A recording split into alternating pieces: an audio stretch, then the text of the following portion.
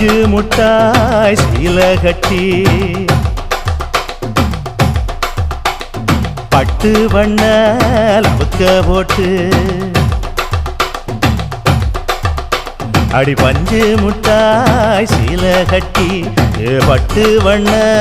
லவுக்க போட்டு கஞ்சி கொண்டு போறவளே